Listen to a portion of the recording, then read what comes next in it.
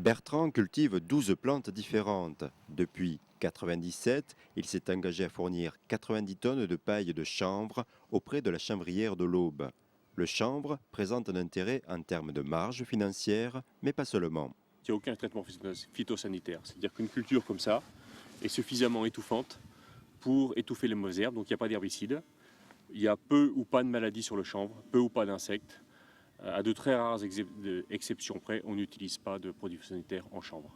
Plus de 300 agriculteurs produisent du chanvre. À Troyes, l'Institut technique du chanvre coordonne les actions de développement de cette culture. Cet institut agit au niveau national.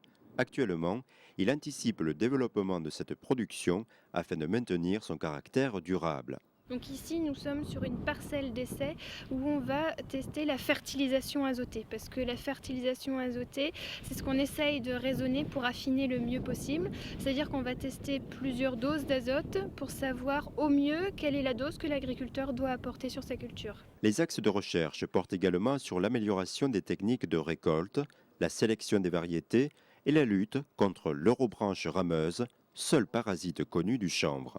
C'est une plante parasite qui va venir se fixer sur les racines du chanvre en période estivale. Et qui dit plante parasite dit que c'est une plante qui va se nourrir des substances nutritives que devrait pouvoir avoir le chanvre pour se développer correctement. Donc cette plante est un véritable fléau auquel il faut s'atteler pour d'une part voir comment au sein de l'ITC et de la filière en général on peut limiter sa propagation, voir deuxièmement comment on peut l'éradiquer.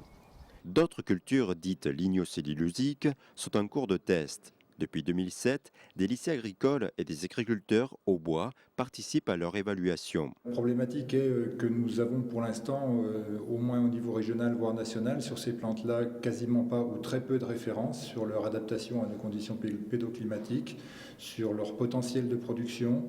En termes de matériaux, eh bien, on pense pour l'instant pâte à papier pour certains produits.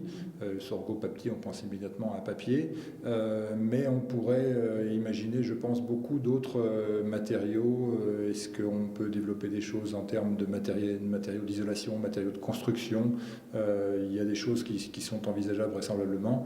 Et puis, eh bien, il y a sans doute aussi des usages en termes de matériaux sur ces plantes-là que l'on ne connaît pas encore à ce jour. La chimie verte peut remplacer celle du pétrole si elle présente l'avantage d'être renouvelable, biodégradable, sans contribuer à l'émission de gaz à effet de serre. Elle doit encore démontrer son efficacité industrielle et économique. Les agriculteurs s'y intéressent. Pour que la production auboise se développe, de nouvelles unités de transformation doivent être construites.